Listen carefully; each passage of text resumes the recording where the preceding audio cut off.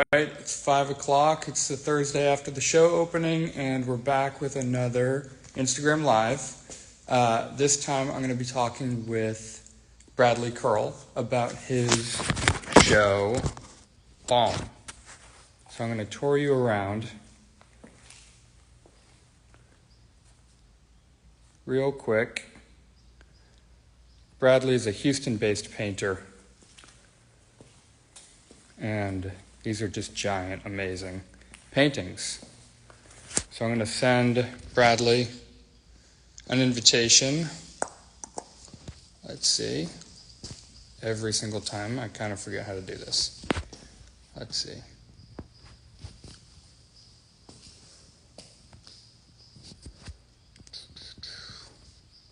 Bradley. All right.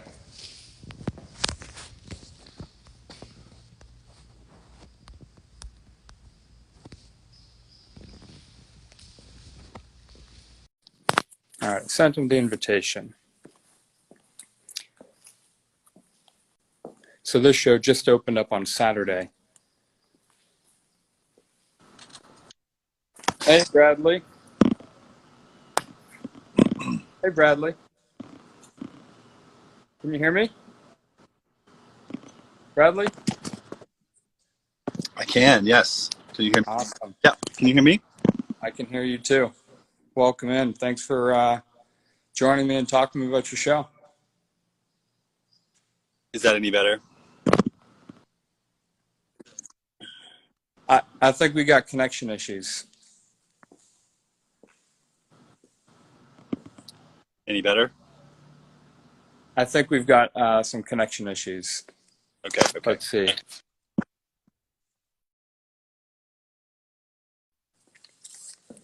Hi, everybody. Thank you for joining.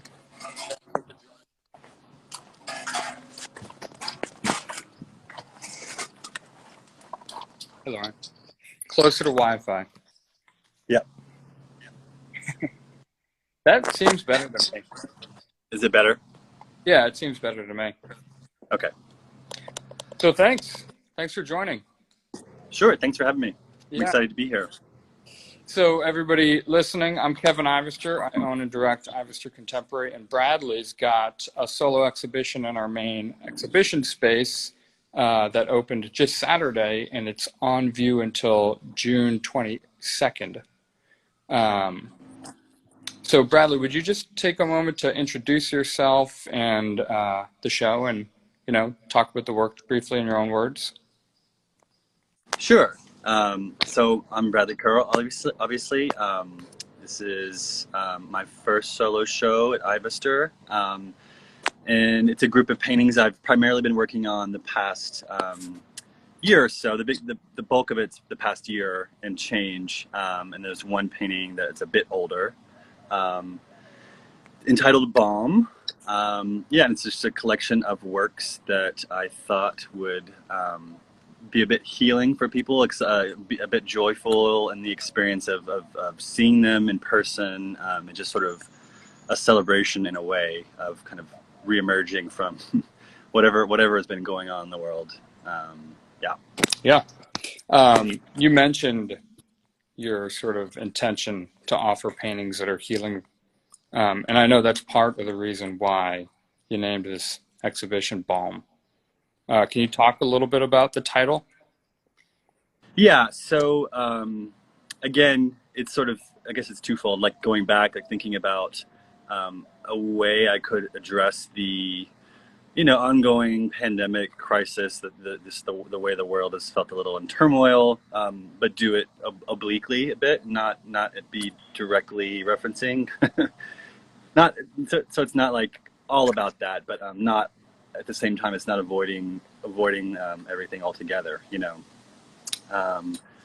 and the word itself is one that a word I've always liked. Like, I think everybody has words they're sort of drawn to always, but it's a word that seemed to be able to carry a lot of weight and serve many functions, and Yeah, it's like the weather in Houston is often described as balmy.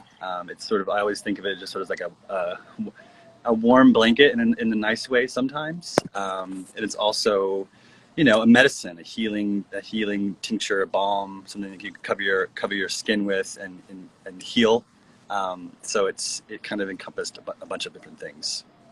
I like the little extra meaning if for people who are familiar with Austin's art scene, Balm Road, spelled Bolm, it Right. is a big part of Austin. Right, and it sort of it dead ends into the gallery, and that you're right. It's such a bonus. And when I guess I always knew that the road was there, but when I was leaving at some point, leading up to the exhibition, it was sort of like I saw it. I was like, oh, that's kind of a freebie. That's a bonus. So, and that's sort of like a kismet thing where it just sort of it's a vote of confidence Yeah, in a way. it's the right title. Yeah. So as I'm touring people around and showing these different paintings, I'm sure everybody notices the subject matter is changing pretty dramatically from canvas to canvas. What made you make some of the choices you made when it came to subject matter?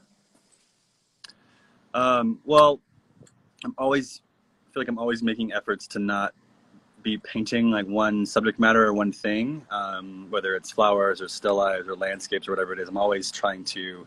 I don't want to be pigeonholed or backed into a corner. I want to be able to paint anything I want to, just because I'm greedy that way. I kind of like want to be able to move around, sort of seamlessly amongst different subject matters and motifs. But so I'm always working towards that, and I feel like the last few exhibitions I've been able to kind of figure out the puzzle of the exhibition.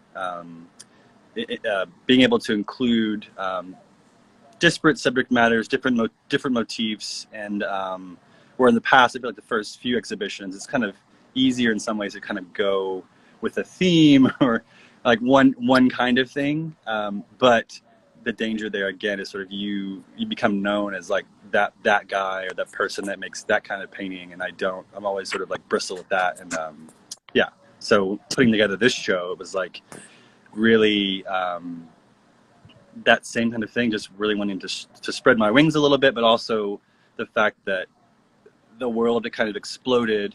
Our lives all individually have kind of exploded, and I just kind of felt a little discombobulated, to be honest. And in the studio, I just sort of let myself run wild a bit in terms of subject matter, because I needed that release. I needed the kind of uh, that feedback, a positive feedback loop of going in, making something, and feeling good about finishing, and kind of like getting the ball rolling, getting some positive energy rolling in the studio. So, and I also like thinking about the viewer, like challenging them a bit. Like it's maybe it's like giving them room to connect the dots themselves, or um, giving room for them to solve a puzzle, or um, I like the idea of someone kind of walking in and sort of scratching their head and be like, how does this make sense? And then, you're rewarded with I like the idea of also being rewarded with uh, contemplation, with really close looking. So that's another great reason to have an exhibition that's so um, diverse in the subject matter.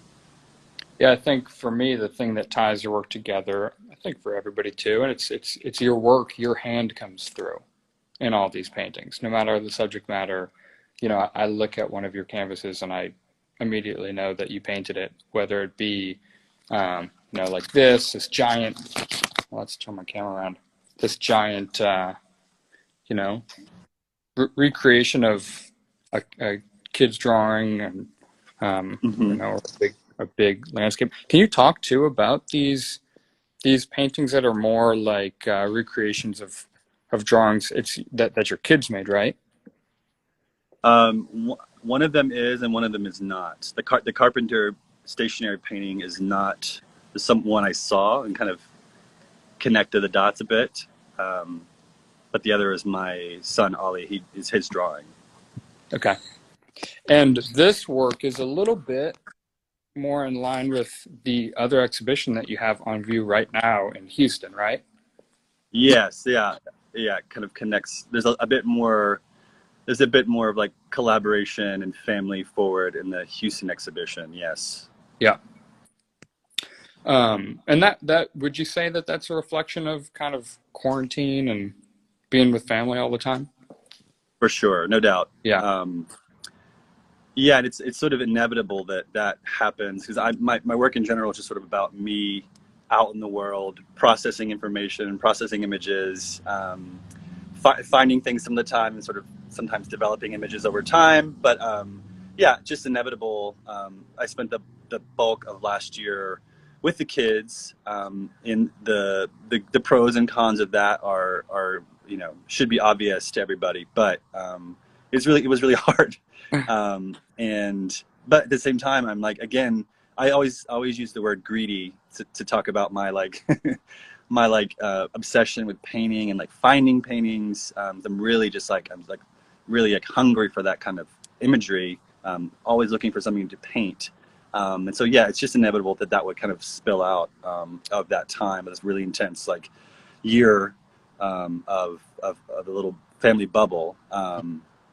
And I also like um, just that the kind of direct, really unself-conscious kind of mark making. I really have always been drawn to that, like sign paintings or just sort of like garage sale signs. Like I just love that kind of utilitarian um, signage where it's serving a purpose rather than trying to be pretty or trying to be beautiful.